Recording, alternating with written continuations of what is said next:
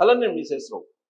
అలస్కాలో America అధ్యక్షుడు Trump, Russia అధ్యక్షుడు Putin వీళ్ళిద్దరూ భేటీ అయ్యారు. ఆ భేటీ సందర్భంగా నిఘా ఏర్పాటు చేసినటువంటి తీరు ఇప్పుడు ఇంటర్నేషనల్ మీడియాలో ఒక్కొక్క అంశం బయటకు వస్తుంది. దాంట్లో ఆశ్చర్యకరమైన అంశం, అలాగే నమ్మలేని విధంగా ఉన్నటువంటి అంశం ఏంటంటే, రష్యా అధ్యక్షుడు పుతిన్కి సంబంధించినటువంటి మలము మూత్రము సూట్ కేసుల్లో తీసుకెళ్లారు రష్యాకి సంబంధించినటువంటి నిఘా వర్గాలు అనేది అంతర్జాతీయ మీడియాలో ఇప్పుడు వస్తుంది.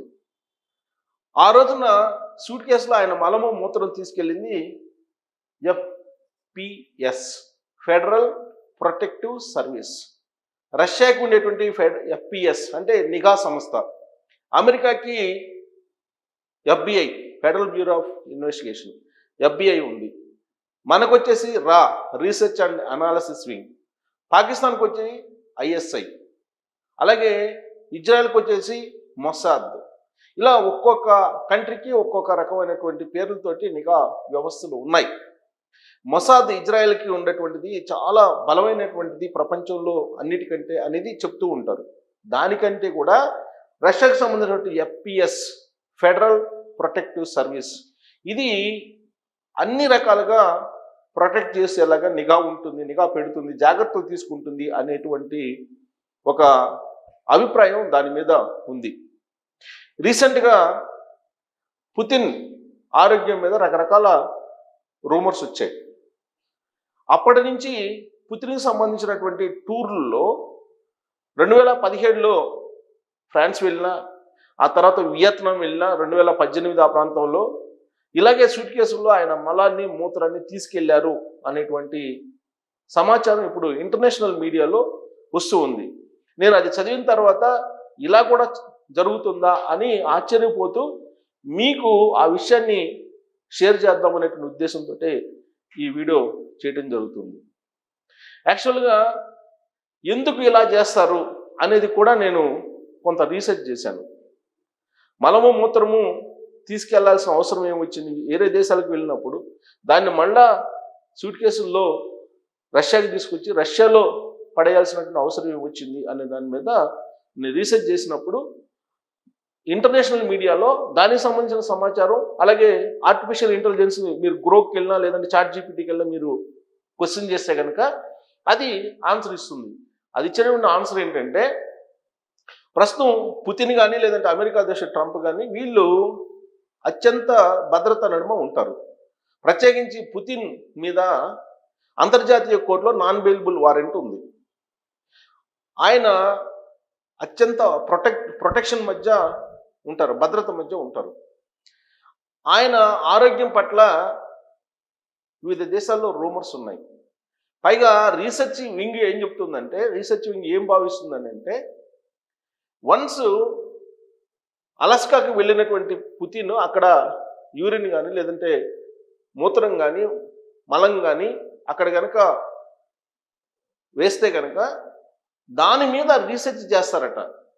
అక్కడ ఉండేటువంటి శత్రు దేశాలు లేదంటే దేశాలు, ఆ దేశాలు నిఘా సంస్థలు ఉంటాయి కదా, అమెరికాకు సంబంధించిన నిఘా సంస్థ రీసెర్చ్ చేస్తుందట. ఆ రీసెర్చ్ చేస్తే కనుక మలము మూత్రం రీసెర్చ్ చేస్తే మొత్తం అతనికి సంబంధించిన బయోలాజికల్ సిస్టమ్, అతని యొక్క ఆలోచన సరళి, అతని ఆరోగ్యపరమైనటువంటి అంశాలు, అలాగే అతని బలహీనతలు ఏంటి, బలాలేంటి, అతను ఎలాంటి నిర్ణయాలు తీసుకుంటారు, ఏ టైంలో ఎలాంటి నిర్ణయం తీసుకుంటారు, ఏ టైంలో బలహీనంగా ఉంటారు, ఏ టైంలో బలంగా ఉంటారు, ఏ టైంలో ఎలాంటి ఆలోచన ఉంటుంది, ఇవన్నీ కూడా ఆ మలం మూత్రం ద్వారా ఐడెంటిఫై చేస్తారట.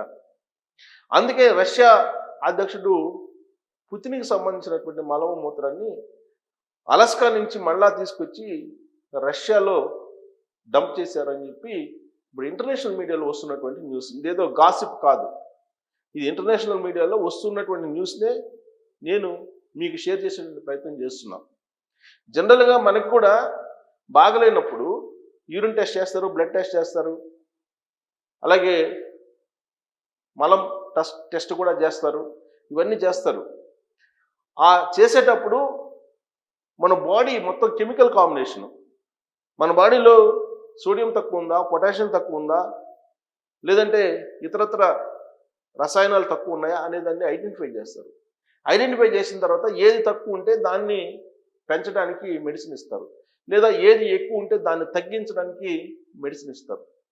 సో మన భావోద్వేగాలు కానీ, లేదా మన ఆలోచనలు కానీ, లేదా మన యాక్టివిటీ కానీ, లేదా మన ఆలోచన సరళి, మన ఆలోచన కెపాసిటీ, మన కెపాసిటీ ఎంత ఉంది, మనం ఎలాంటి ఆలోచనలతో కలిగి ఉన్నాము, ఎలా మనం రియాక్ట్ అవుతాము ఒక సమస్య వచ్చినప్పుడు, వీటన్నిటిని కూడా ఐడెంటిఫై చేయడానికి అవి ఉపయోగపడతాయి అనేటువంటి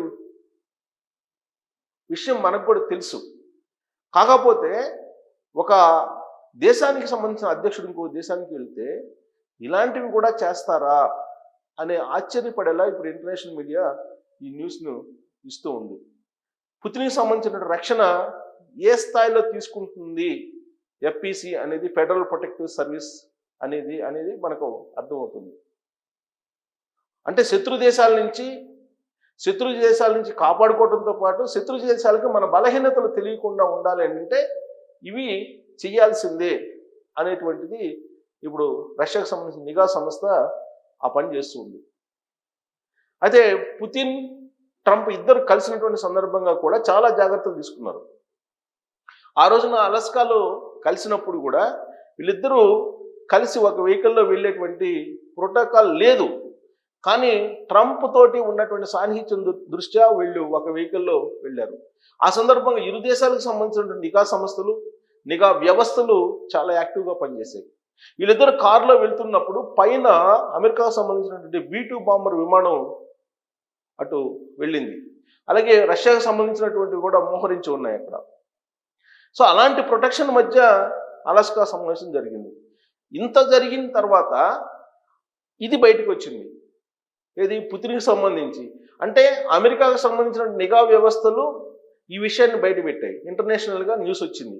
రష్యా నుంచి ఇలాంటి న్యూస్ బయటికి రాదు. ఇంటర్నేషనల్గా ఈ న్యూస్ బయటకు వచ్చిందంటే అమెరికాకు సంబంధించిన నిఘా వ్యవస్థ ఈ విషయాన్ని బయట పెట్టి ఉండాలి. అంటే అర్థం ఏంటి? పుతిన్ వచ్చిన తర్వాత అమెరికాకు సంబంధించిన నిఘా వ్యవస్థలు ఆయన మలాన్ని, మూత్రాన్ని పరిశీలించేటువంటి ప్రయత్నం చేసి ఉండవచ్చు. అప్పుడే అది అమెరికా నిఘా వ్యవస్థలకు తెలిసి ఉండే అవకాశం ఉంది. సో కాబట్టి శత్రు దేశాల నుంచి మనం తప్పించుకోవాలంటే, లేదా శత్రు దేశాలు పై చేయిగా నిలవకుండా ఉండాలి అంటే ఇలాంటివి కూడా నిఘా సంస్థలు చేయాలి అని ఇప్పుడు రష్యా నిఘా సంస్థ చెప్తోంది. రష్యా నిఘా సంస్థ అంత జాగ్రత్త తీసుకుంది పుతిన్ విషయంలో. పైగా పుతిన్ ఆరోగ్యం బాగాలేదు అని అంటే అది కూడా రష్యాకి కొంత డ్రాబ్యాకే. బహుశా అందుకే ఆయన మలాన్ని, మూత్రాన్ని తిరిగి అమెరికాలో సూట్ కేసులో భద్రపరిచి ఆ సూట్ కేసులు తీసుకొచ్చి రష్యాలో విడిచారు అని చెప్పి ఇప్పుడు ఇంటర్నేషనల్ మీడియాలో వైరల్ అవుతున్నటువంటి న్యూస్. మరి నిఘా వ్యవస్థల్లో నిఘాకు సంబంధించి ఇలాంటివి కూడా చేస్తూ ఉంటారా? ఇది కొత్త తరహా పద్ధత, లేదంటే కొత్తగా కేవలం పుతిన్ దగ్గర నుంచి వచ్చిందా, లేదంటే అనాదిగా ఇలాంటి ప్రాక్టీసెస్ ఉన్నాయా అనే దాని మీద మీరు కామెంట్ చేయొచ్చు. Thank you.